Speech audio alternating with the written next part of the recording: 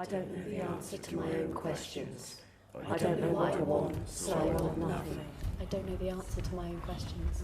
I don't know what I want, so I want nothing. I don't know the answer to my own questions. I don't know what I want, so I want nothing. I don't know what I want, so I want nothing. I don't know what I want, so I want nothing.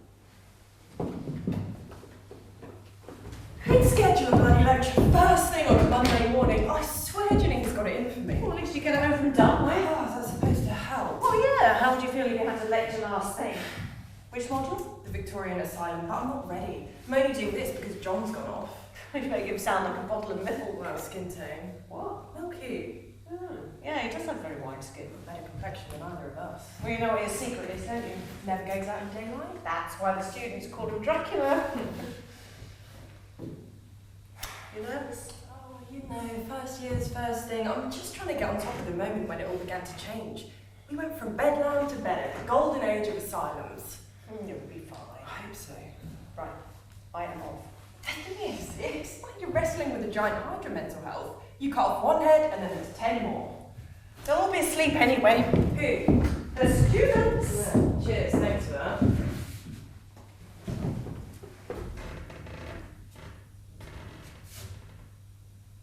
Norfolk County Asylum. That's October 1861. Queen Victoria is on the throne. Agricultural labourers work a 10.5-hour day for 8 shillings a week, and 6-year-olds pick stones from the fields. The age of consent is codified in law at 12. A very wet month followed a very wet summer, and that was in this month that Dr. William Charles Hills arrived at the door of the Norfolk County Asylum. Mr. Girling, I was just saying to Mary Ager how lucky she is to have come with Dr. Hills in charge. Used to be you could smell the drains before you even walked through the gatehouse, and oh, as for the wards, they were that overcrowded you could barely move. Oh, and the last medical superintendent, poor old devil, did away with himself. You might say the asylum did him in. Yes, Dr. Hills was everything the visiting committee was looking for. A man known to console those who were afflicted. And there certainly was a lot of affliction in our asylum. I was at his very first committee meeting. The reverends, there were 4 of them, didn't know what hit them. He took a seat before them and made a statement which was pleasing, and showed the committee exactly how he intended to operate.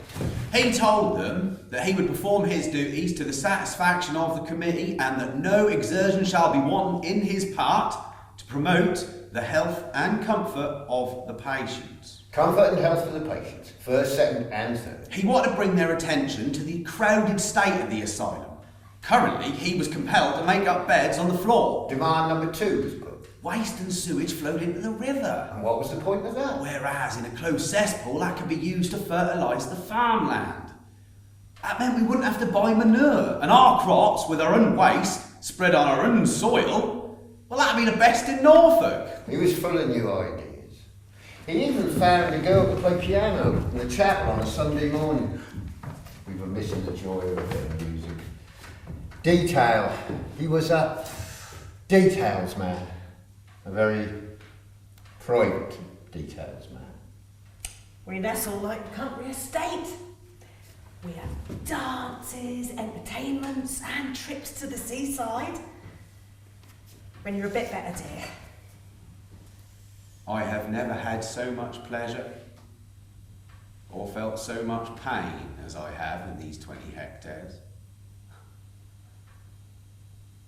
Although I don't know how he bears it, Dr. Hills. There is such a tide that washes up at his door, and sometimes there are things that even he can't control. Help! Help, come quick! That's a tide that washes in from the bleached countryside, the beggar alleys and the hollowed out homes. A tide so strong that sweeps through the centuries and that never stops. Why wasn't someone watching him? Well, who knew? Who could possibly have known? How are we going to tell Dr. Hills? Dr. Hills, watching the tide.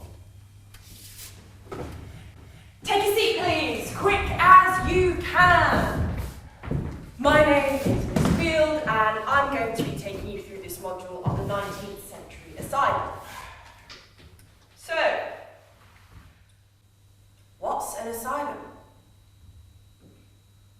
You all look a bit blank. Early, isn't it? Anyone? As hum. I'm sorry, did someone say something? To find my Tom of Bedlam, 10,000 years I travel. Mad maudlin goes on dirty toe to save me shoes from gravel. Has someone got music on? Could you please all turn off your mobile phones? Thank you. Insanity has always been with us. Dr. Hills trusted me to copy by hand for him. I had a good hand, but I found that I was disturbed by some of the words he used. Take lunacy. What there is contained in this one word. Lunacy, lunatic, wild foolishness, extravagant folly, governed by the phases of the moon. Dr. Hills leaves the moon out of it, as a man of science would. The noun insanity originates from the Latin insanitatum, meaning unhealthfulness, a severe disorder of the mind. If you are insane, you are presumed incurable. But not Dr. Hills. He believed we could be cured. He points to its cause, debility. So, mental health is emotional and spiritual resilience, a state of well-being in which every individual can reach his or her own potential and can cope with the normal stresses of life. Yeah, you at the back? What's normal? Indeed. Many of the words used in the past can sound unusual or can make us uneasy or confused, but they will relate to the conditions you'll meet today. Melancholia. One day able to rise with the dawn and the next barely able to move. Now there is a word I have eaten. Take melancholia. The word's not in our lexicon today. Today we use depression, but in the past it was used to describe both this and a variety of associated conditions. Melancholia could include Acedia. The indifference of a soul which has lost the love of God. Tedium or perturbation of the heart. Sinful. Nowadays, GP surgeries use forms as a first step in reaching any kind of prognosis. Simple. Simple or stupid. The old terms can be very off-putting. Stupid. Slow of mind. They can seem cruel. Take moral insanity. The intellect remains, but the moral feelings of the mind are unsound. It's an entirely 19th century construct. What it really means is Excess. Moral perversions. Sexual excitements. Hysteria. a lack of self-control. Monomania. Schizophrenia, paranoia. Talking to supernatural beings. Many of you will end up working in a hospital context. In the past, huge buildings were constructed with wards, men to one side, women to the other. They were, in some ways, a mirror to the workhouse, but with a duty of care. These were known as county asylums. Asylum. Now there is a word with a whole world in it. In the past, if you were poor and mentally sick, the only place you could go was the workhouse or the county asylum. There is a whole universe behind that word. Of course, things were very different in the past. Huge wards, hundreds of beds. Very few staff, hardly what you call trained. Unlike today. Asylum. Some have looked at the walls of this palace and our gatehouse, our corn bricks and our grey roof slates and called it a prison. Asylums were places where people stayed for years, sometimes their whole lives. It's not a term we use now. And inside the walls, we, the patients, are locked away. But if you are surrounded by darkness, if the darkness has climbed inside of you and you cannot shake it out, you cannot tear it out. You cannot spit or vomit the blackness of it out. Rather, call it a resting place. On your broken knees at the door, pleading for help. When the mania has got you and the devil is holding you over the flames. Asylum. Give me! Asylum. Help me! Asylum. It's lost its meaning. It meant everything. I watch others arrive as I once arrived. I watch the expressions on their faces when they first see their new home. To some, that is a marvel. Beds with sheets, a holy revelation. Flower beds scented with roses. The airing courts, the dormitory wings. Of course, some are too far gone to notice. Some can barely lift their heads and countless stones on the roof. I watch them arrive and join the dance. Our lunatics ball. Charlotte Wilson. I remember the day she was brought here. The relieving officer gave her into the care of the matron. 18th of June, 1881. A beautiful summer's day. She was rambling, incoherent, mad. Come, Miss Wilson. Come, tell the mice and the rats it's their turn now to bake the bread and sweep the floor. I've seen the shadows in the night gather and have a dance on their own, each one calling on the Lord to come out and play in the sun. Oh, it's a marvel of the day when the washing is dirty in the fields. I saw a buzzard once eat a mouse. Don't touch me, don't! Lively blasphemous one, this. Stinks and all. That's quite enough of that, sir. What? I only said she stinks. Do you see, Dr. Hills won't have anything said to the patients to make them feel uncomfortable. You know that. Take on, she's not listening. No, but I am. Admission! A booking in. A bar. A bed. And I wonder, and Dr. Hills wondered, what brought her to our receiving room? She was a domestic servant, a woman a fortnight from her own wedding. Where did her suffering begin? Charlotte, it's been more than a year since your mother died. She would not want you to. What, Father? It's constant grieving. It's not What, Father? not natural.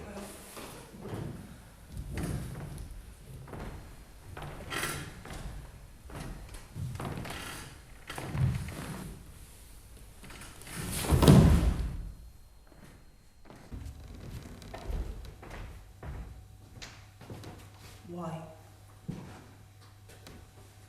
See here my hands, my fingers, my bone. See here the pain of the lost ring on my finger. I stood on the stone and they said to me, yeah, Charlotte, you will be wed. I stood on the stone and they said to me, yeah, Charlotte, you will be wed. But when you are dead, dead, dead. And all the tongues were talking. Did you hear them in the corners of the room? They are like eyes and talk to me and never stop. Listen to them. Talking all the time like there is no silence in them and all I want is the silence of my hands. I cannot sleep, poor I am. I lay my head down on the ground and the horses trample on my head and it's fine for the horses to come. I want the horses to come, poor I am. My dress so white, and I can feel the lace. I washed the lace in milk, I boiled the lace in milk, I cooked the lace and ate the lace and spread it before the horses, and the horses ate the lace. I washed the lace, I boiled the lace, I spread it on the bed, I poured it on the bed, and the mistress beat me to cook. Beat me. On my head, on my hands. Pain. Close your eyes, Charlotte, close your eyes, Charlotte, close your eyes, Charlotte, close your eyes, Charlotte. My ma, she whispers to me, what does she whisper? I can't remember. I can't remember her voice. ashes to ashes, dust to dust to dust to dust. Close your eyes, Charlotte, close your eyes, Charlotte, close your eyes, Charlotte. But I can't! Leave me alone, you devil, you Quim. Go to places, let the devil suck you. Don't touch me, do not touch me, you burn me with your hands. I can see in the dark, I can see in the dark. Close your eyes, Charlotte, close your eyes, Charlotte, close your eyes, Charlotte, close your eyes, Charlotte. Bake the bread, Charlotte, empty the well, Charlotte. Yeah, ain't not what the mistress said.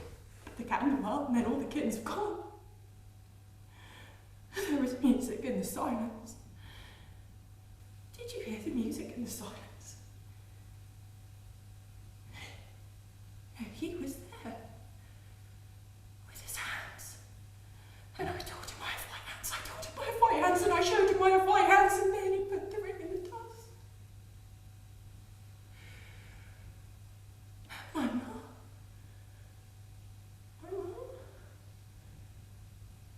Close your eyes, Charlotte, close your eyes, Charlotte, close your eyes, Charlotte, close your eyes, Charlotte.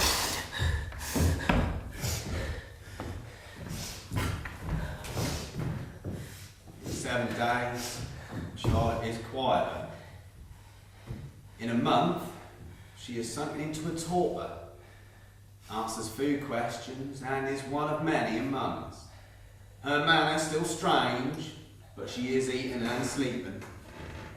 A few months more and she's at work in the kitchen. She talks sensibly, conducts herself rationally, and is bright and animated. She leaves the asylum a year and a month later, 2 stone heavier, recovered. I ask myself how Dr. Hills was different. Is it because we felt he would never leave us? Is it because in a world where the pauper lunatic, the demented and the epileptics were lower than the mud in the bottom of the ditch, and yet he saw something in us, we would all hear him exacting, like demanding a high standard from his staff. I mean, none of this clipping a man round the head because he is bewildered or washing women down with cold water. No, he would have us checked for bruises and any such recorded. He is still pacing in his study. He has had the news, and I am sorry for it.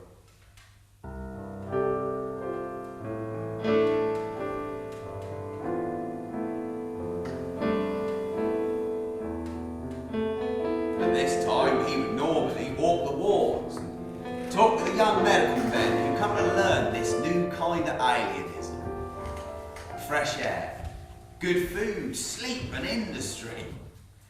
We are no longer presumed incurable. His casebooks are a map of our days. Our voices? Well, you can hear us calling in the night and rambling through the days. We tell the stories of this place because we are the stories. Dr. Hills doesn't want to be disturbed. It's been hours. What do you expect? Has he eaten the meal cook sent him? Untouched. A heavy blow. He takes it personally. I fear What? I can hardly bear to put it into words. He's just sitting. One moment he's staring at the fire, the next he opens the casebooks and reads them closely.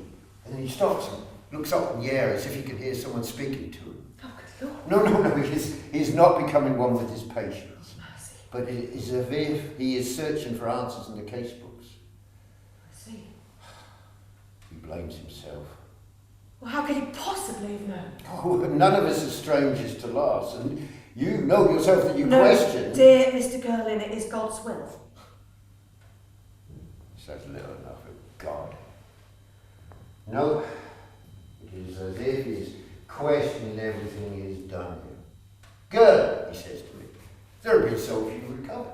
Well, not a bit of it, sir, I says back to him. I can think of many as has benefited from being here and have gone home recovered. Yes, indeed, there are some, he says, and many who return relapsed. That's what he said. And then he turned back to the casebooks. Well, what did you say to that? He said, I feel sorrow for what's past, and he... What? He said, you have been a faithful, efficient servant of the asylum. Oh, that is true, Mr. No, that's not. What I mean is, it's the kind of thing one says when one is... Speak plainly, Mr. Gurlin. when one is going away. No. The asylum is his life. Maybe it was. Been a terrible year for him. And it has. And now this. Now this. And now this.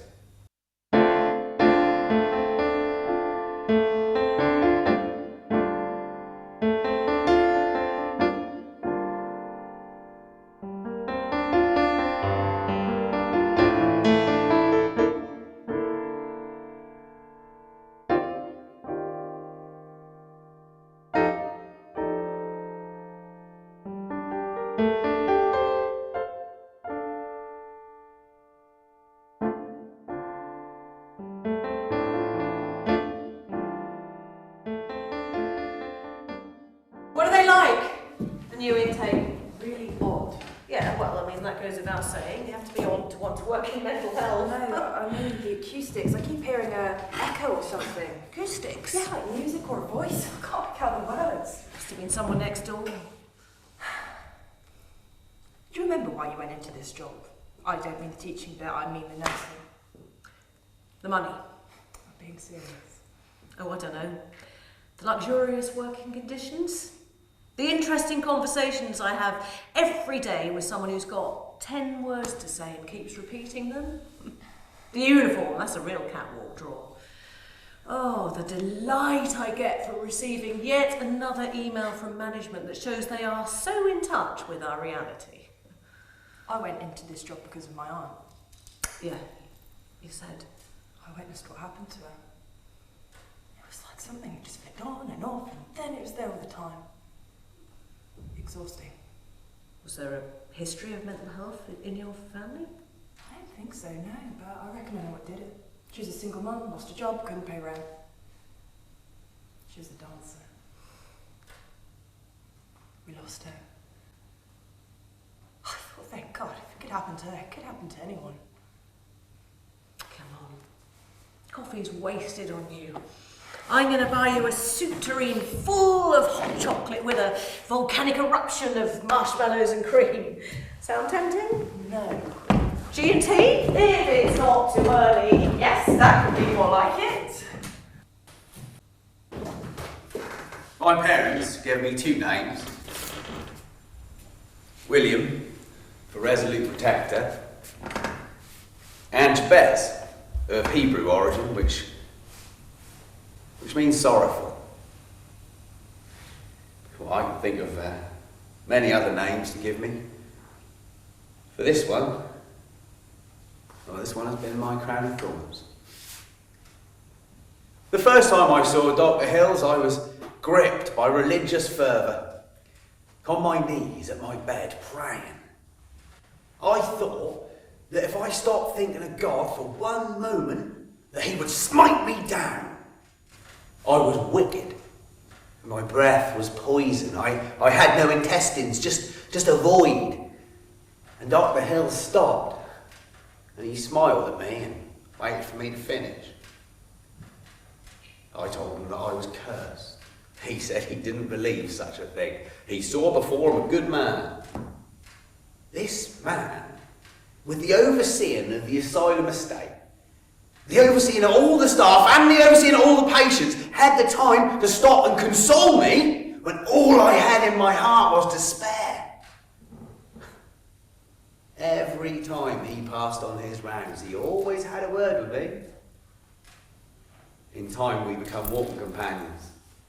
Oh, we talked about everything. Reform, religion, our place in this world, our place in the next. He believed in moral treatment. Treatment for the whole person. 1875, and Joseph Henry Scott is on his knees. although his knees are grown with sores and he is not so numb that he cannot feel the pain. He is a supplicant to our Redeemer. There was a lot of religious mania about. But God is faithful, who will not suffer you to be tempted above that you Corinthians 10:13. For I know where this man sits in his soul. But without faith it's impossible to please 11:6. For I believe that this man was born into a house of grief. His parents buried Joseph Henry Scott and then christened their new son by the same name of the baby boy they had lost. Joseph Henry Scott, born 2 years later and placed in the same cot. And she called his name Joseph. As How did that boy grow? Another child. In a house overshadowing loss. Did he hear his mother instead call for his brother? Did he see in his father's paternal eye the features of lost others? Did he wonder what the first Joseph would have done in his place? Would he have been taller, counted more friends, run more swiftly? All those years, wondering, seeking to please, never able to live up to the first Joseph who had no faults. Joseph's master took him, put him into the prison. For I have felt like you, and I have spoken the Bible, verse by verse, like you. But the Lord was with Joseph, shewed him mercy, and gave him favour in the sight of the keeper of the prison.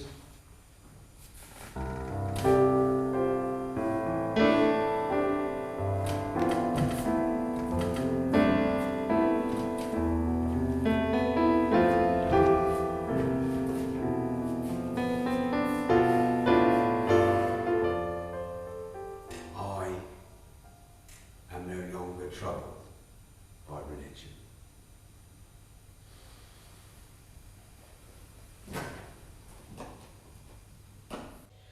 Oh, lovely Mary, darling, my joy, my only best.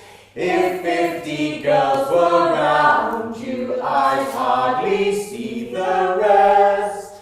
Be what it may, the time of day, the place be where it will, sweet look so merry, Donnelly. They bloom before me still. Her eyes like mountain water that's flowing on a rock. How clear they are, how dark they are, they give me many a shock. Red rowans warm in sunshine, mount wetted with a shout, could ne'er express the charming lip that has me in its power. I asked Dr. Hills once why music was so important in the asylum. If he could, he'd had all of the staff musical and a fair few of them played or sang. He told me that when he was a boy, he had longed to play the violin, but his father had denied him. When he went away to school, he was able to fulfill his dream, but he was terrible. So he listened, and the music soothed his disappointment, and he vowed that wherever he could, he would bring music into the lives of others. He asked me if I played. I shook my head.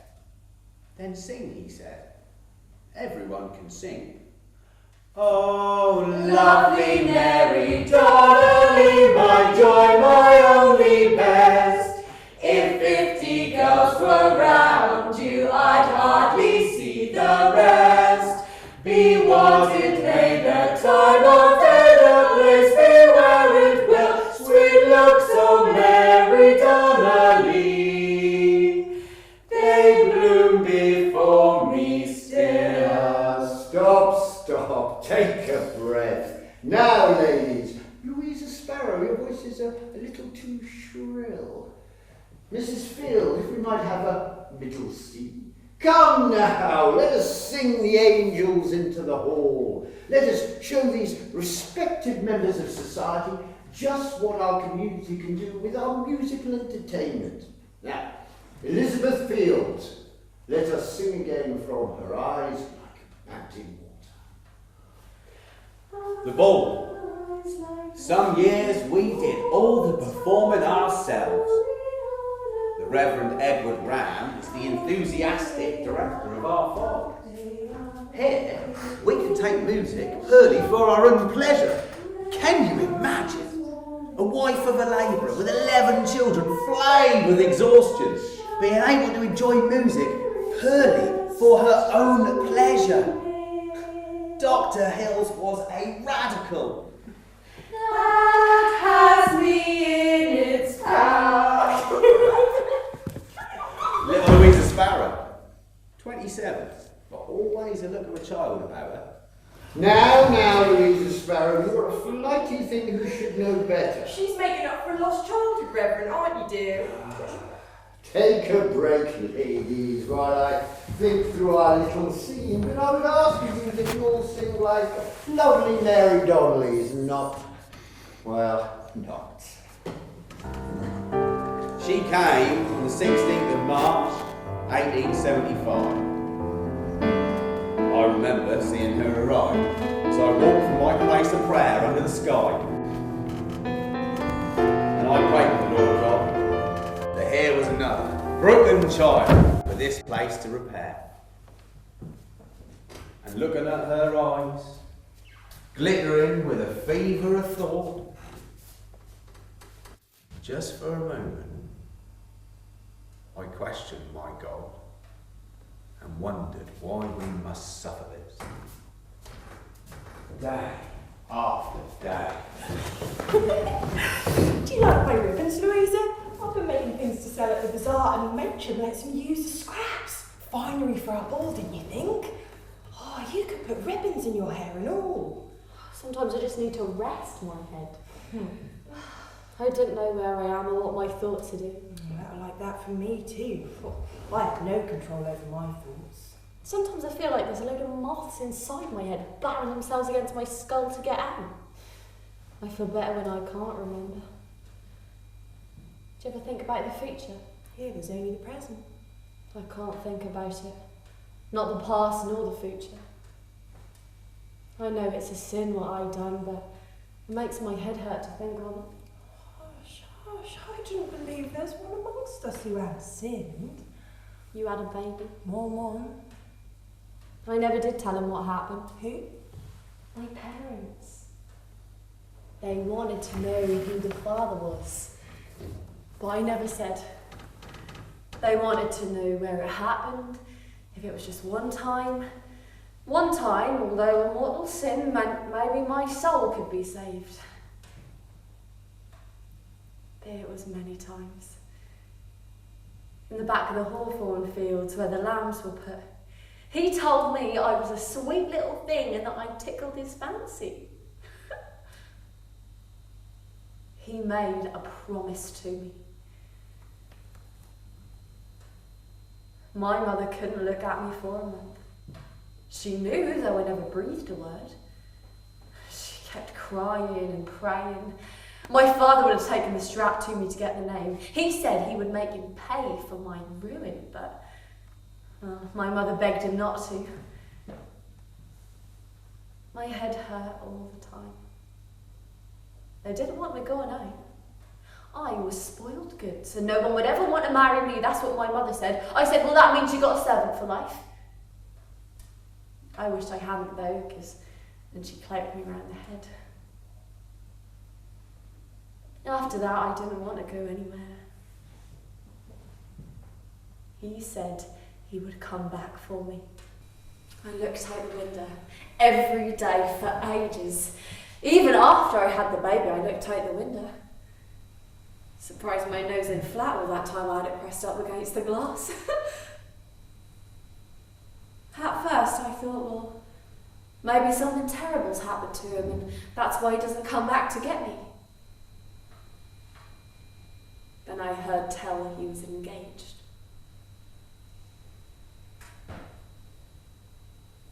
I never knew your skin could stretch so much. My grandmother came to help my mother with my labour. I was a handful, apparently. I didn't like to think about the birth, but the baby was healthy and a boy, so that cheered him up. Me, I couldn't walk for a week.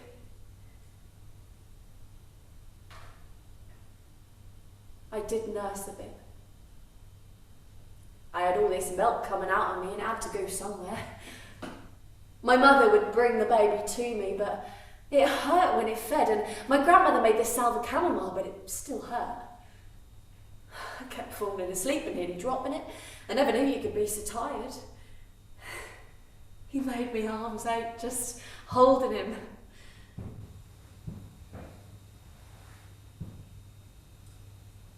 He had very blue eyes. I used to look at his little face crying.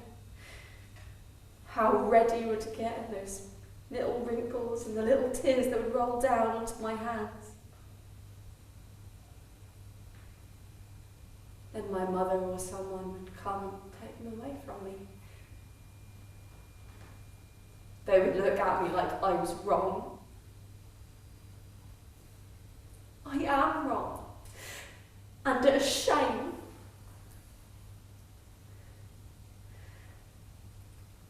But I like the name we gave him.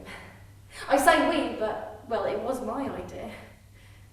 His middle name for the time of year he was born. William Christmas Sparrow. That name makes up for everything.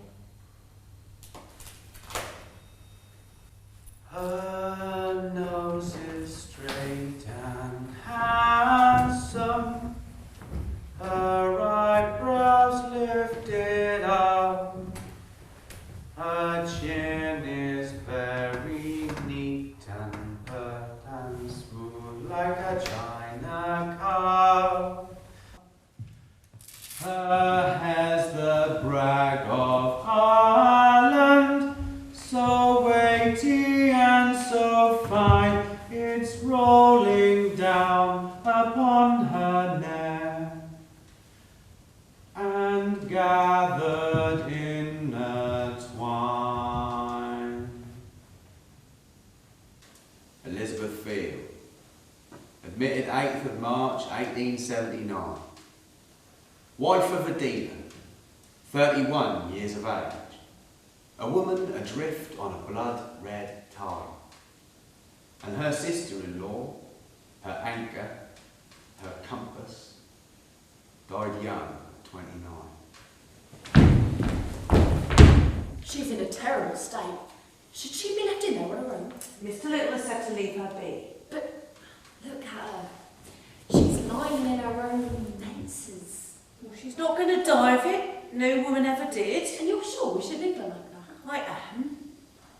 Poor lamb. She's grieving for her baby. It's not her baby she's lost, it's home with the father. It's herself she's lost. Well, I think I'd be the same if I had to leave my baby. Well, you wouldn't be here if you had a baby. We don't have young married women working in the asylum.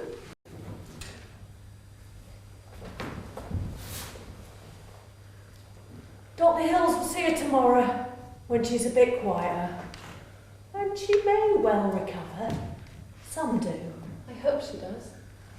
Stand back. She's coming to the door. I do not want her to feel watched.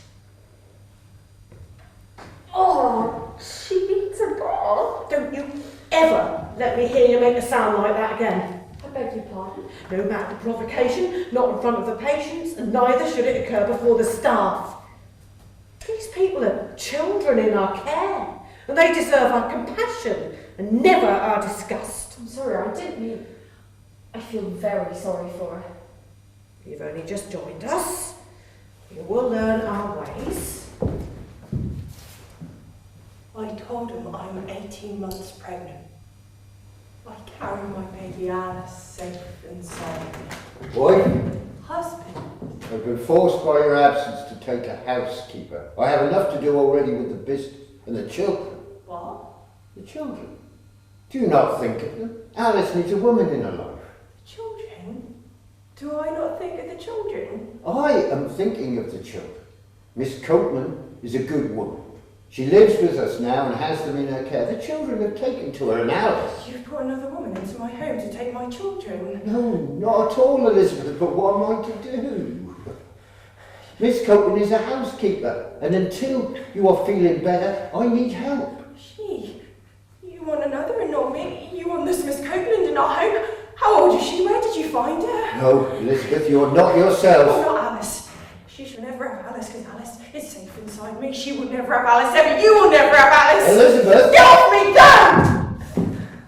Elizabeth conforms to the routine of the asylum. She talks sensibly. She is quite harmless.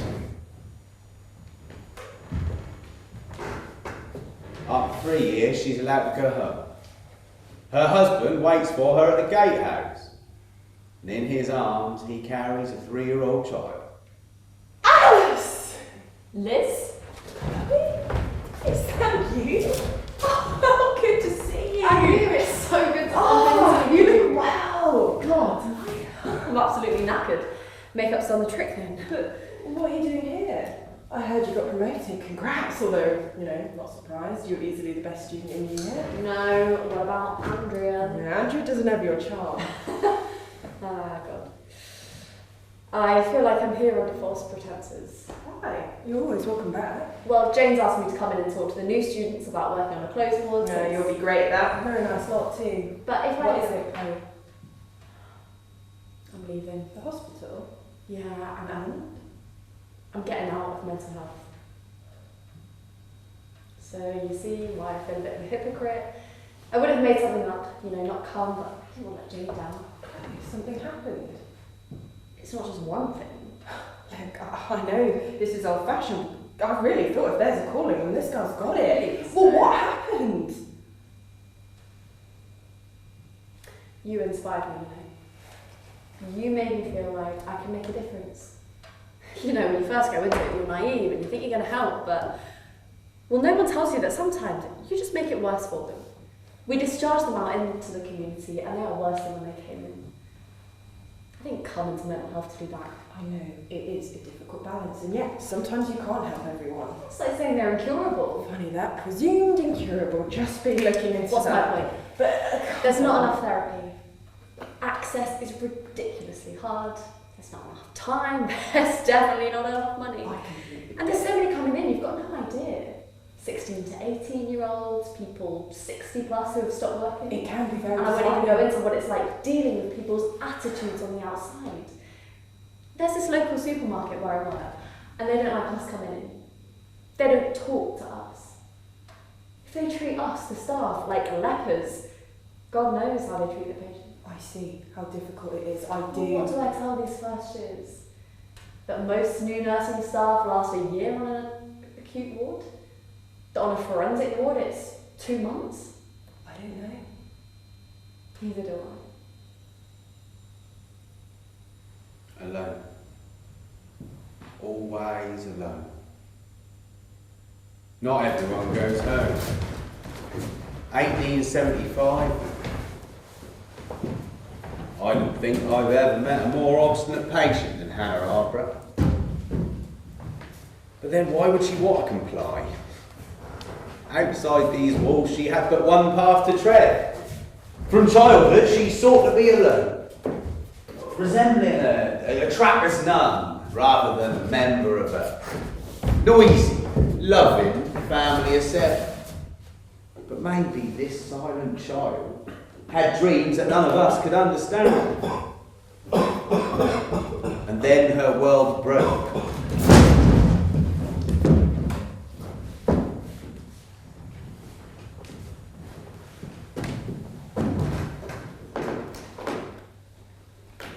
Anne, your father cannot work today. We heard him coughing all night.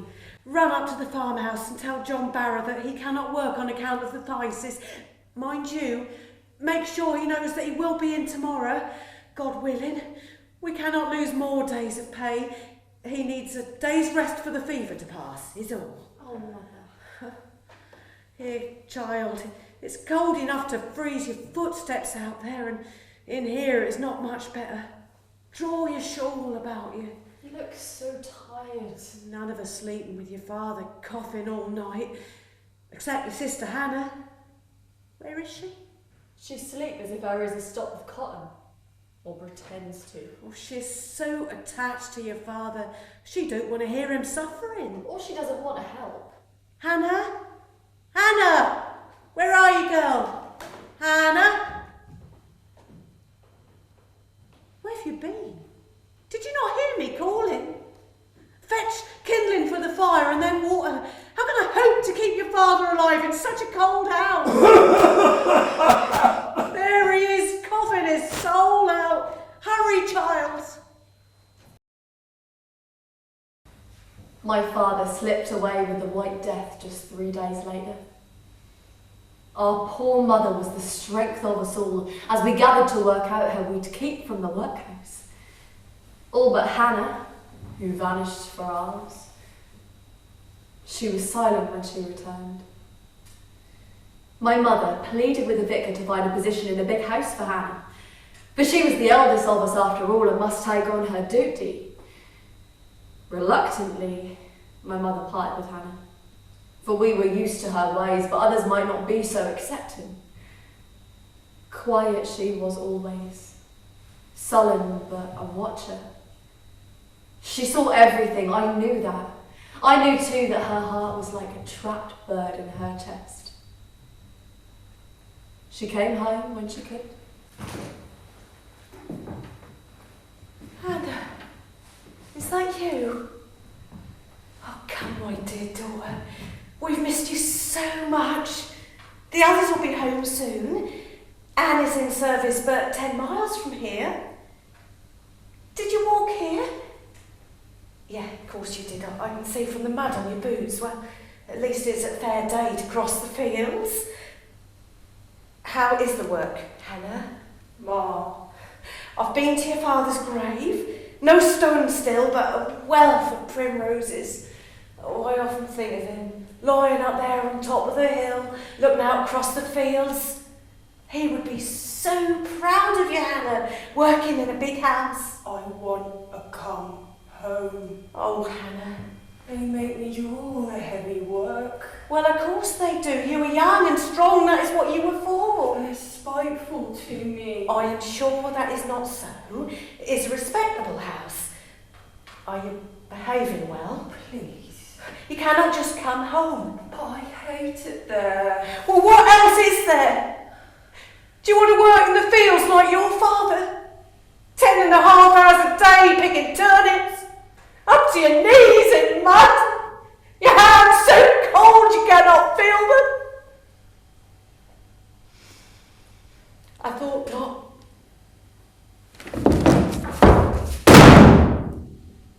Now, your wages. I earned this, not you. Daughter, I should not have to ask. It's not fair. No, but that is the way it is for us. There's no point pretending anything different. It wasn't long then. Up at the big house, they said she'd grown bad-tempered and strange. They sent her back to us like unwanted goods. And her strangeness, well, it weighed on our mother. We were so sorry, but my mother, she couldn't cope. Not with Hannah, she was. 9 years. They never come. It was a long and difficult journey, but we did come. Always on it, you here. Go up, get dressed, do this, do that. Sometimes all I want to do is stop and watch the rain trickling down the window. I couldn't believe how grand it was.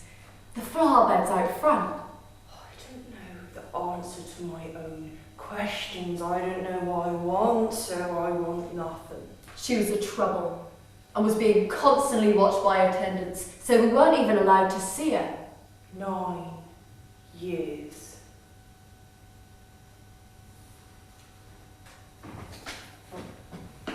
After she died, my brother John visited the asylum.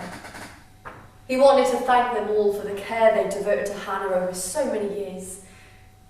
He was told that she was not alone in her passing. One of the ward attendants, Sarah Barnard, sat with her at the end. I can't tell you what that meant. We took her home to Shotton, and we buried her in the churchyard next to Father, so that she could lie there, watching over those fields she used to walk. She's got another email. Right. They need to get someone in. Well, they won't do that. That involves spending money. I am trying to read stats for my next lecture, Women and Depression. I want to see if it's the same ratio then as today. Twice as many women as men. Can you blame us? Look what's on offer. Only then women were locked up too. Yeah, because of oppression and poverty. No, for not conforming to expectations of behaviour. Have you ever come across a Dr. Isaac Baker Brown? He believed women's mental health issues stemmed from reading too many books and too much independence of mind. He also practiced clitorectomies on his patients. You're joking. No. Although the Lunacy Commissioners caught up with him, he was stopped. So different from what was happening in Norfolk at the time. I mean, you don't exactly see Norfolk as trailblazing for mental health, but in the 1850s it really was. Their medical superintendent bought a grand piano for a musically inclined patient. Another was given an accordion because she liked to play. Can you imagine that happening today? Women were still locked up. I know it's not fashionable, but I do think certain events in a woman's life, childbirth, menopause, carries a susceptibility. Oppression and poverty cause the most misery in the world, full stop. The thing is, the more I look back, some of these women, they had a rest from their lives. You are not suggesting that women were better off in a Victorian asylum. No, of course not. It's just, Come on. It's this millennium we need to worry about. Caseload is exploding. I don't know the answer to my own questions. I don't know the answer to my own questions. I don't know what I want, so I want nothing. I don't know the answer to my own questions. So I want nothing. I don't know what I want, so I want nothing. what the hell am I doing here?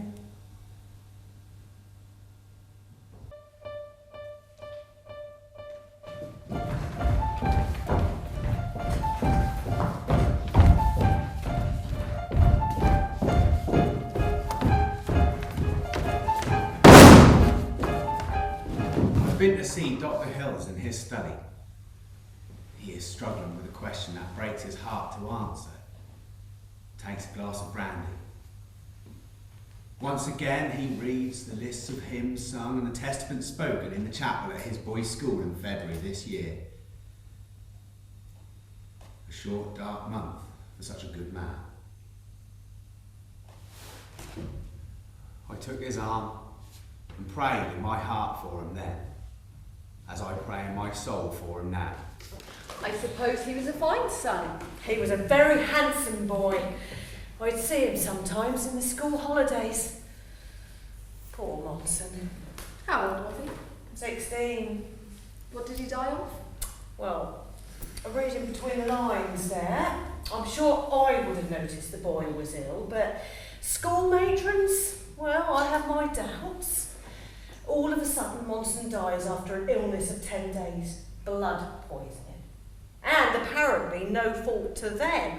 Although I've heard tell it wasn't exactly what you call clean. Not like here. Spotless corridors, fresh beds. My brother Alfred died the same day he got bitten by a rat.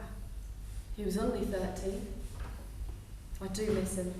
Dr. and Mrs. Hills wrote to the school to express their heartfelt thanks at how much the school had done to alleviate their sorrow. They are so forgiving. He carried on, even after the loss of his son. When his first wife died, many years before, he requested a fortnight's leave, but only after he stayed working for a month. When he come back after that fortnight, he never mentioned his loss. And this, it's the same. He just goes about the day to day. He wears his grief like a skin. Some people don't understand what a quiet and private man Dr. Hills is. But this, I've never seen him so withdrawn, so unsettled. He scares me. He's firm, is all. He did look tired. Over 20 years, dear. He's been walking the same wards for over 20 years. I would be tired too. Do you think he will? Well, if he does, who could deny him? Why did that man? Shh, dear. Who are we to judge how another feels? I was not at fault. There is no fault for those of unsound mind. To find my Tom of Bedlam, 10,000 years I travel. Mad Maudlin goes on dirty toes to save me shoes from gravel.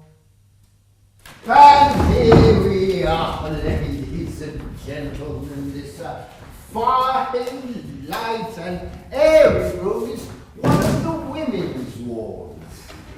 This all looks very comfortable, sir, but where are the chains? I don't know why he induces these visits. Ignorant they come, ignorant they leave. We have no chains here, madam. Kindness and industry is the better here. No, preposterous, sir. We want to see where you lock them up. You tell him. What's the point in coming if you can't see the real lunatic? Have we not left the 1660s? There are none here like Bethlem's poor old William Dowd, chained by the neck, lying in his unfilth, causing the fine folk to faint. Is this what they seek when we offer them the architecture of a new age? I never agreed with Dr. Hills the way he would welcome them in. Indeed, encourage people to inspect what we do here, to look at us as though we are exotic beasts who must perform to their prejudices. Well, he would say that unless people understand our methods, our lives here, how will they learn to treat their unfortunate fellows with kindness and understanding? Well, I asked him if he really believed that our neighbours are Samaritans, transformed by what they see and hear, and be encouraged to have mercy outside our walls, where they will happily see a child starve for want of bread and beat a man for questioning the justice in that.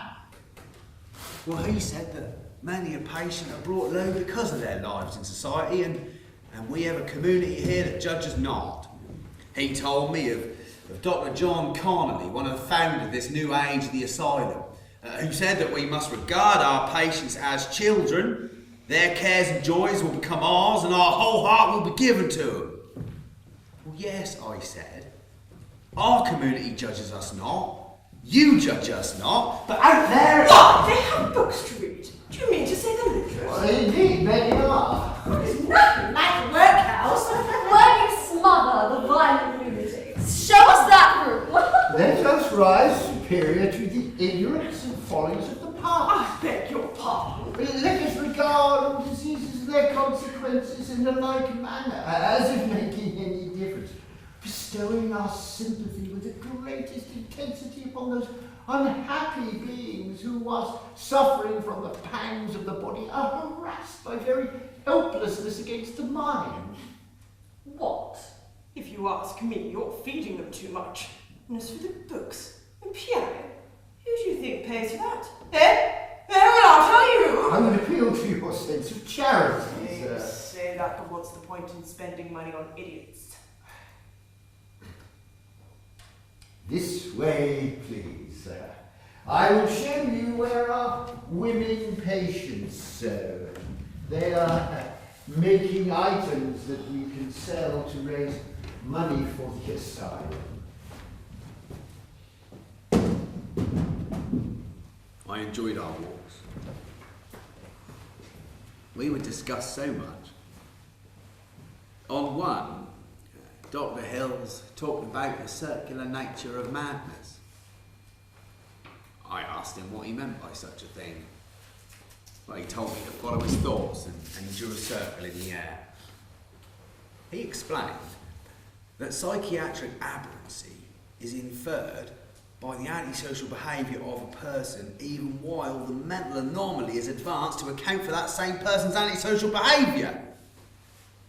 Ah, I said, not understanding at all. Then he explained that the illness is the cause of the behaviour for which it is also the excuse.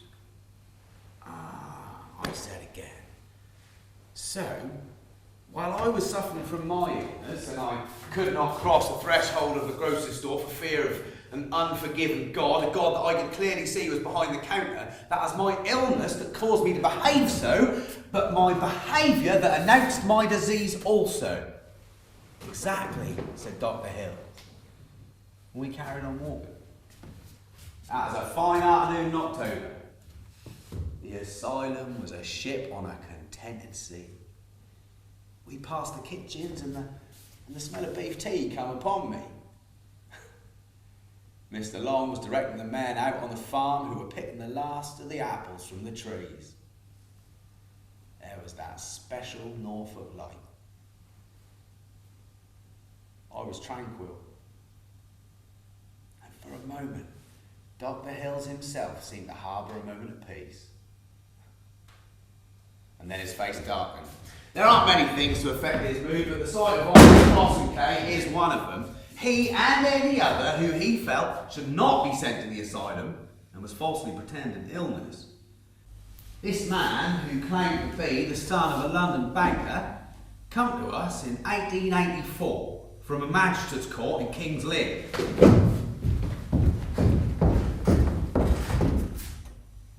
You are Henri Bosanquet, a Frenchman by birth? Indeed, Your Honour, I am. You don't look very French. I have acquired the habits and outlook of an Englishman, my lord. It says here you are a qualified army surgeon. Indeed, I served with the Red Cross in the Franco-Prussian War. Did you indeed? Why is this man before me? He was apprehended in the early hours of a Sunday morning, Your Honour. His clothes were sodden, and he was asking directions to the river to bathe. He explained he'd escaped his father's carriage and wanted to return home clean. Are you fond of cold baths fully clothed, Monsieur Bosanquet? He then said he wanted to take over the Prime Minister's seat in Parliament. Do you recollect your words? Not a single one, Your Honour. And as for home, I no longer wish to return home, but would take up my seat of destiny elsewhere. You shall take your seat, sir, in the county asylum. Next! And so he come here. Not a scrap wrong with him, but spouting concocted delusions.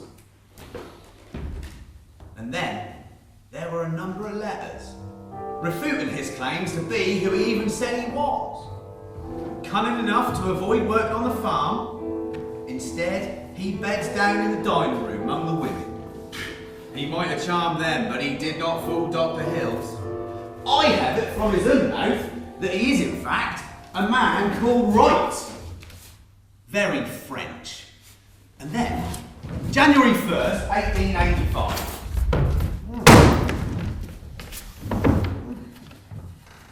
You must have been very clever to amass such a sum of money. Mine for when I'm discharged. Oh, your case comes up before the visiting committee, sir? Dr. Hill says at the end of the month. Oh, you know you would benefit from entrusting your money to someone who can keep it safe and see it increase in value. My father is a banker. Lend me your money and I will see it double in value. I'd like to keep it with me. Oh, of course you do, as the owner of it. And how much is that? 14 shillings. A fortune! Oh, which could become an even bigger one. I would hardly be able to sleep at night for fear of someone stealing it.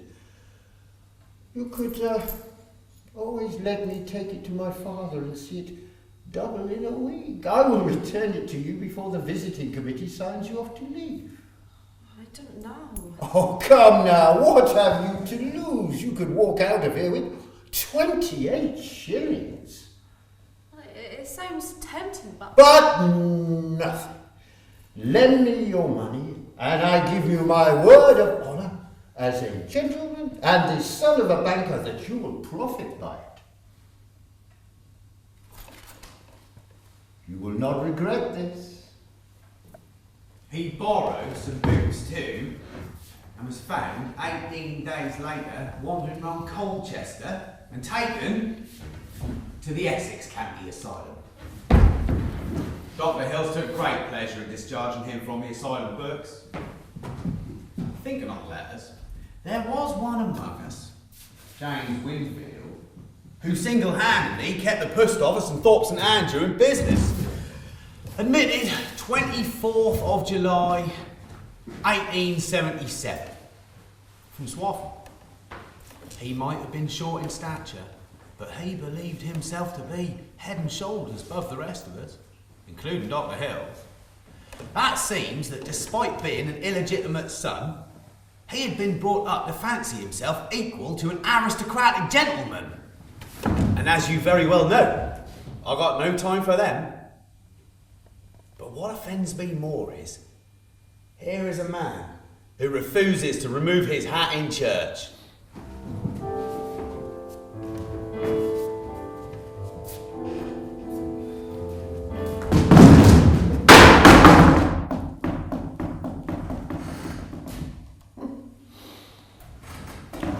Thorpe Asylum, February the 9th, 1883. Your Royal Highness. Oh, thank you very much. I beg your pardon?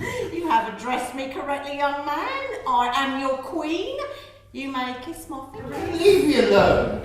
What are you doing? I am writing a letter to royalty. To me. You're writing a letter to me. I most certainly am not. I am writing to the Duke of Cambridge. But he... Your Royal Highness, in referring to the cartoon with a representation of yourself, though quite the reverse of a likeness, which appeared in the Journal of Fun, January the 17th, I think it only just to myself to address these fun words to you, to inform you that I must be dull of comprehension indeed if I did not at once define their meaning. I do very well remember that a very short time before I was brought to this asylum, Have you finished it yet? I entered the George Hotel at Swaffham. Oh, Swaffham, I've got a sister live there. Madam, I am engaged in writing a letter of great import. Her name is Elizabeth. She's only gone and had 12 children. And in that bar there sat a gentleman. Let me tell you something. There ain't no gentleman in Swaffham. Madam, if you were a fly, I would swat. The only occupier of the place at the time, besides the waitress, Miss Pope. He never did finish writing that letter, though he wrote countless more. He was discharged, cured of his insanity, on the 27th of November, 1877. Sadly, nothing could be done for his haughtiness. Dear Janine, I've enjoyed my time working as a sessional mental health practitioner. Sod that. Dear Janine, saying goodbye to the petty tyrannies of your office will be a pleasure beyond measure.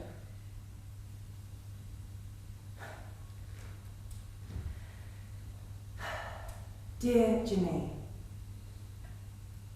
I can't do this anymore.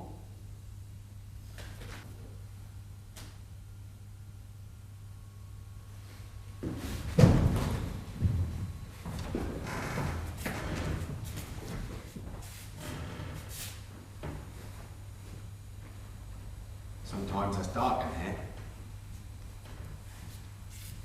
No matter the lamps carried by the attendants, no matter the medical superintendent, sometimes you get the darkness in here. Shadows from the past.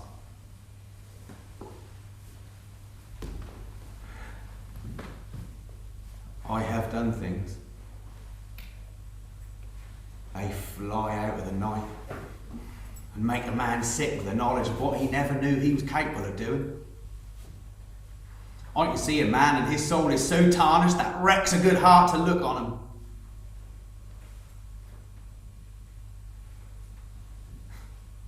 That's all there in the tide that comes in. Some days I see Dr. Hills as King Canute, and he has taken his chair and his desk and set them before the waves. And behind him stand the visiting committee in their dog collars and their duty.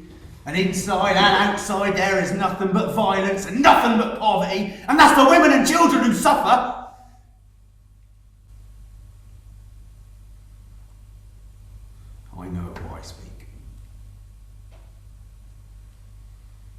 James Thompson had everything a man could want. A wife? A child? A home?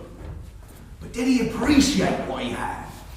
1877, and he is readmitted, consumed with jealousy. How much longer do I have to wait, you dolly mark? It's just ready. I should have married your sister. But no, 'twas pity moved me. What are you thinking?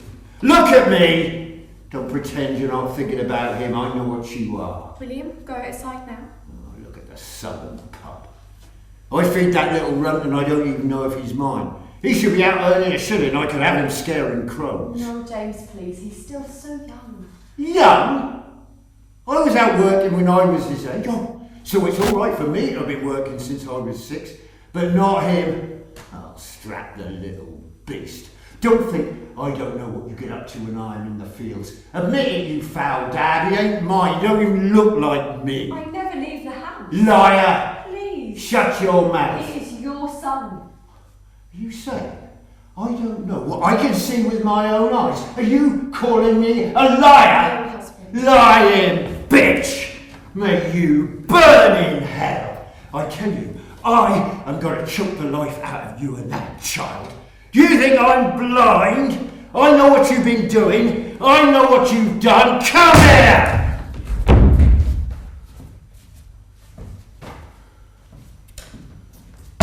And Henry Grew, who came in 1875. A congenital idiot. His mother was an imbecile. He had a talent for digging in straight lines, being told what to do, routine. He was only 19 years, but he was with us because he tried to ravish a 7-year-old girl. Our farm bailiff, Henry Long, grew fond of him. We're sorry to see him go.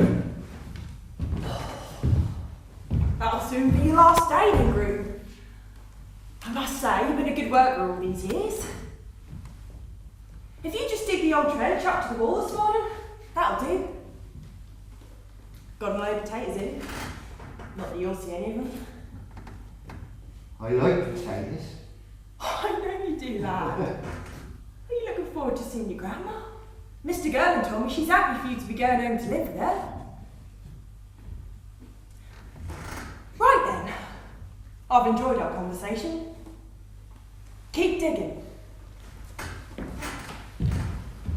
And Henry Grew did.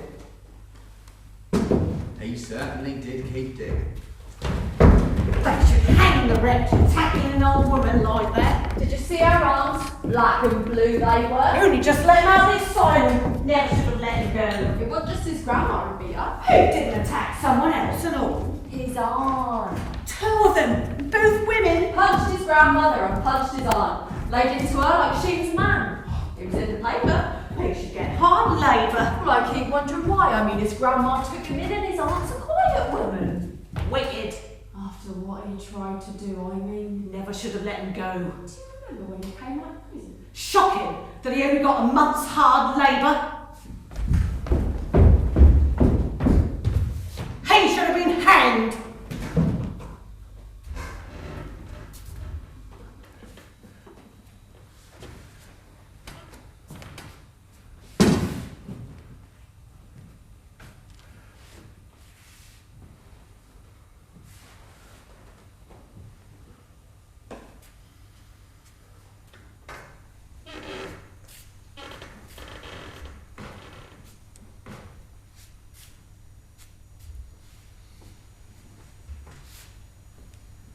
William Jabez Edwards, 1870. I was a draper and a grocer's clerk, and proud to be a primitive Methodist, a believer in the simple truth of the Lord.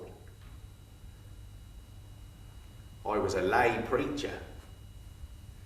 My church was a field. I preach often. So many people flocked to hear me. So many meetings. And I grow wild with lack of sleep. And I start to think that my sister Emma is an idiot.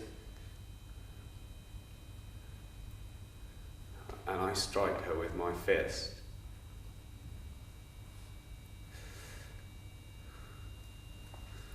Many times.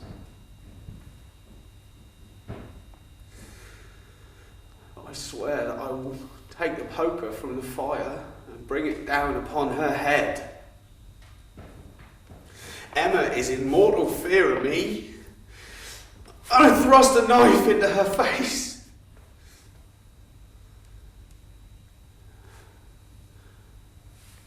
I'm a lay preacher. I believe in the simple truth of the Lord.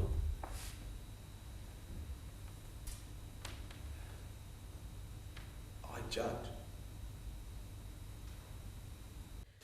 Oh, come, she said, in springtime ere the bloom was on, the crimson wine was poor and cold. By her mouth's rich red, hope, memory, and love, hope for fair morn and love for day, and memory for the evening grey, and solitary dove, and solitary dove. A cup of, she said, in springtime ere the bloom was old, the crimson wine was poor and cold. By her mouth's richer red. Oh, let's make the springtime blossom in our hall come to life with your voices, ladies. Oh, the entertainments this year will be a marvel. Let us see if we can make Dr. Hill so proud of us and do something to lift the year. And Mrs. Spall, you certainly add vigour to our humble singing. Now, ladies, the second verse from the top.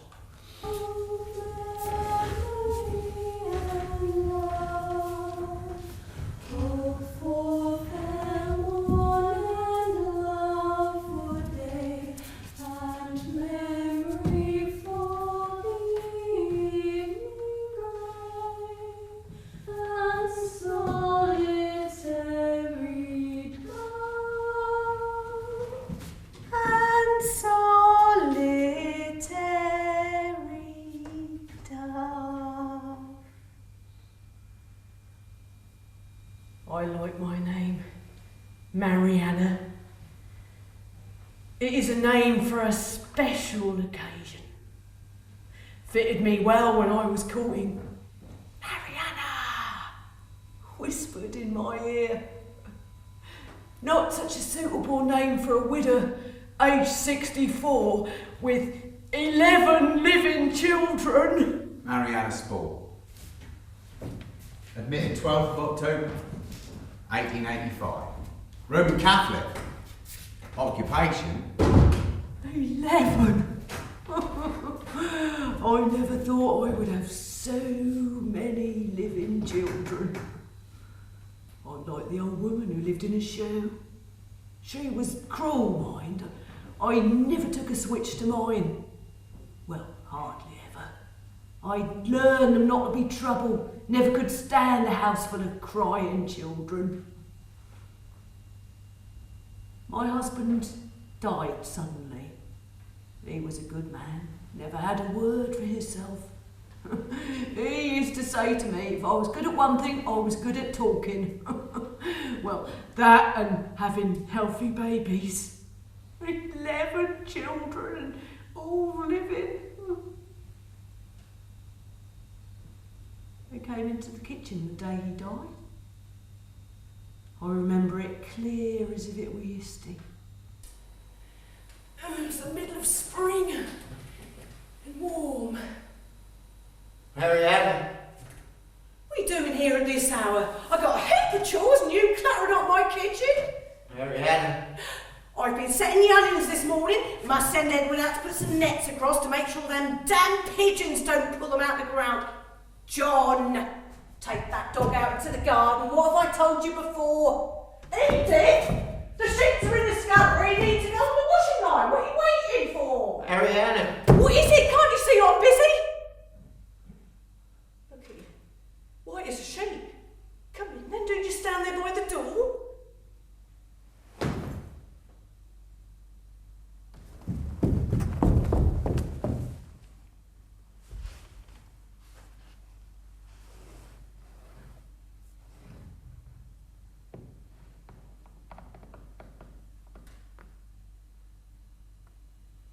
But he never got up again.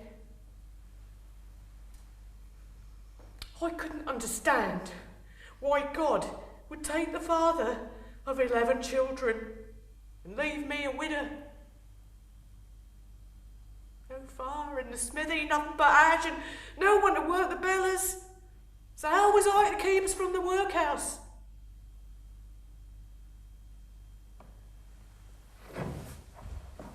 I lived in a trance. Morning came as soon as I lay my head down at night. The house was full of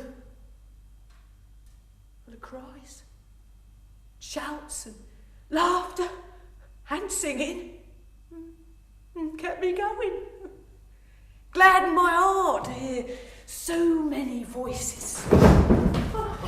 Here they come, all my children. Mary, Edith and Alice, John and Thomas, William, Joseph, Sarah, Ruth and Martha. Oh, I used to count them when I sat round the table. Then they were all gone. Birds out of the nest. Every one of them flitting about the sky. I cannot remember if I had a drink. If I did, what of it? I'd only been telling me my business, telling me what's best for me. I am a widow, and I brought all those children up. It's the quiet in the house that haunts me. Gets into my bones. I couldn't remember what it was like to be a wife or a mother. But I remembered when I was a girl, and I fancied that the old apple tree in the garden was calling to me. I danced around my apple tree. I've always known the apple tree. It was strong and would never leave me. I could feel its love for me. Ariana! So, I put on my wedding garments and I put my arms around the tree. I pressed my cheek into its bark, and I married my apple tree. My witnesses are the birds in the sky, my promises made to the roots under the earth.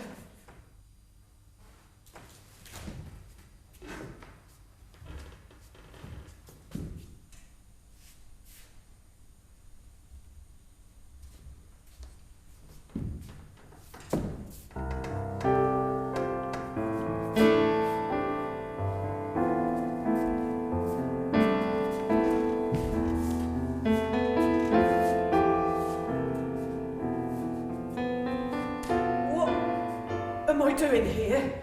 I don't understand. What is this place?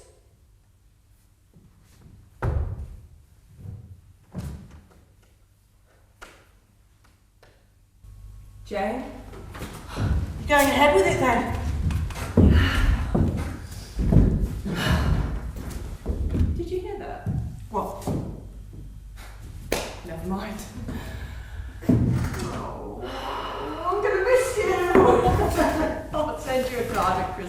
aren't I the lucky one? Oh, I'm really looking forward to it, you know. Working with a team on the front line, actually, in the community. Yeah, I always said you were insane. You look after yourself and the kids. Keep Janine off the back. Well, who's going to keep her off mine? There'll be another meal on soon enough. No. There won't.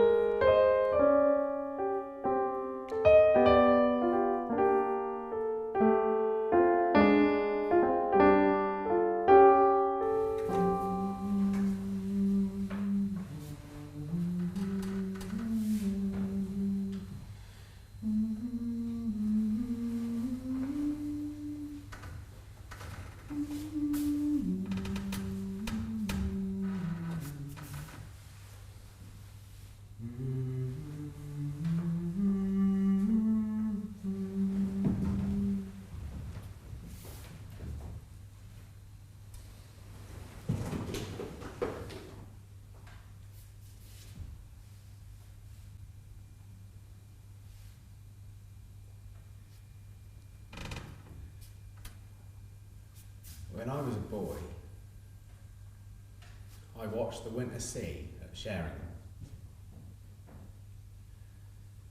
And I used to imagine walking all the way across it to the Netherlands, as if the old primeval littoral of Doggerland existed still. The thought of it used to fill me with excitement.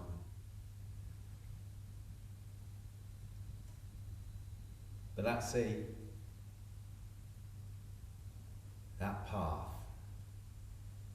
was always lost to someone like me. Instead, I looked about me. And what is there on this land but the labourer, the skeleton at the plough, farmers driven to melancholy by death, girls and servants, and booze thrown away, women so worn with labour that they yearn to sink below the ground.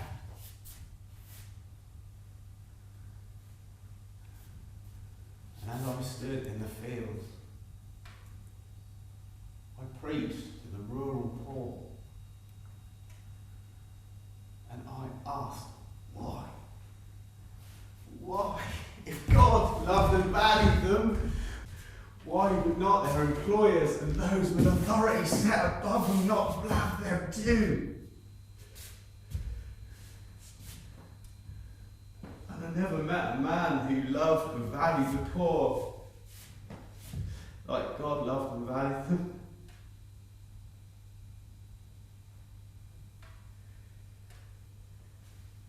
Never. Until I met Dr. Hills.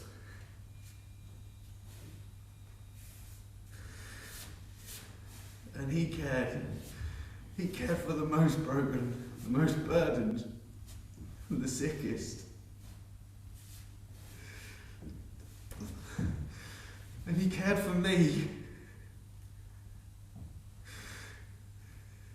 And he became my friend.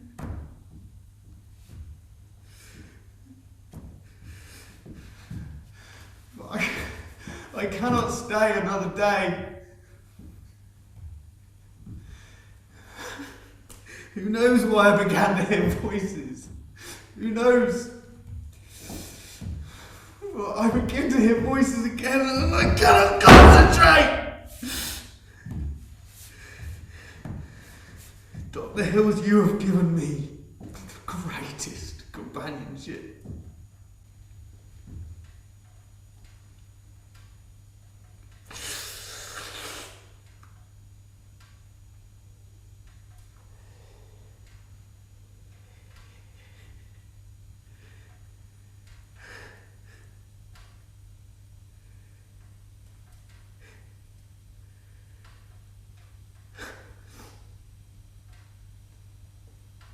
I cannot watch the tide as you do.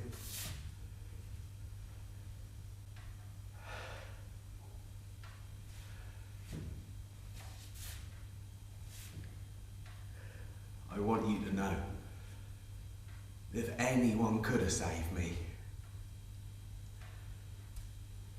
that would have been you, Dr. Hills.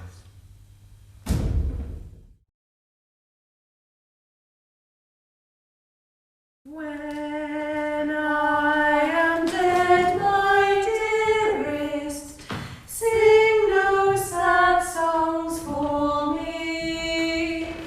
Lie thou no roses at my head, nor shady cypress tree.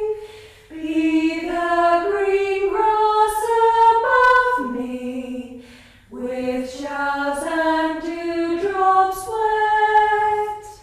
And if thou wilt remember, and if thou wilt forget.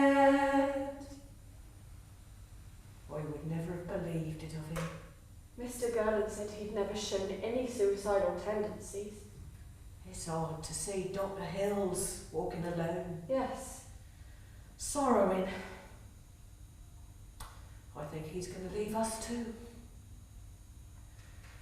I shall not see the shadows, I shall not feel the rain, I shall not hear the nightingale sing on as if in pain, and dreaming through the twilight that doth not rise nor set, then haply may remember, and haply may forget.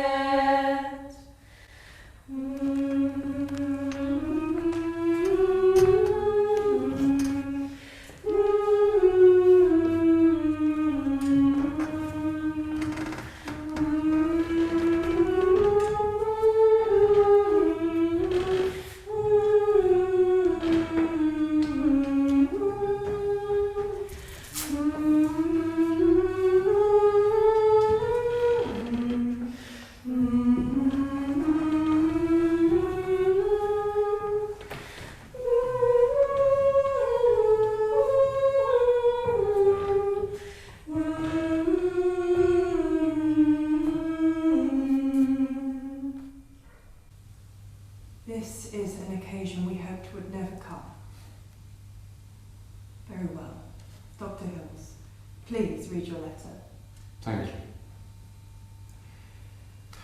Gentlemen, after 25 years' service as medical superintendent, I now regretfully tender my resignation.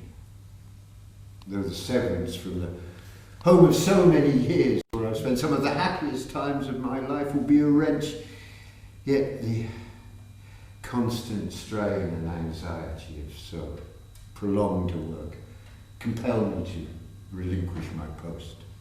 Dr. Hills, if it was in our power to refuse you, or indeed to order in a dozen more of you, we'd do so. You've created here a true asylum. And we're all in your debt. Thank you. Grateful for all the support that you have afforded. I must admit the grand piano did test us, but I understand it's been a welcome addition to our community, and 5 of the female patients play. You were always very persuasive, Dr. Hills, even if I did detect a carrot and stick approach. We are sorry beyond words at your departure, as is every pauper patient here. You did create an ideal society.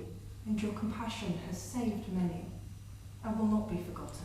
Thank you for your kind words, but this asylum will be nothing without the staff, or indeed the patients who help each other through their suffering, or you, gentlemen.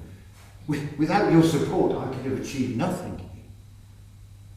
I hope that what we did here will be a beacon for all those in need, for all those with a duty of care.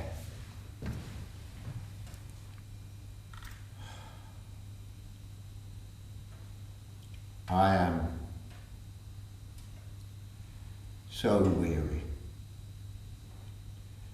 I know that on every street and in many homes now and in times to come, there are those who suffer not just the maladies of the body, but the distress of the mind. We think we are immune. No one is immune. I say to all my patients, let your story stand as testimony to our compassion. I have done my best. But if I have learned one thing, it is that one man's best is never enough. And we have come a long way from the days when pauper patients slept naked on filthy straw. We no longer conceal, bury or beat. But we must beware that we do not ignore. For what greater isolation is there than a man who is a stranger to his own mind and strange to his own kind? And what are we if we do not reach out to those who suffer? What are we if we do not love those whose minds are simple, broken, or tormented? What are we if, lamp in hand, we do not light the darkness?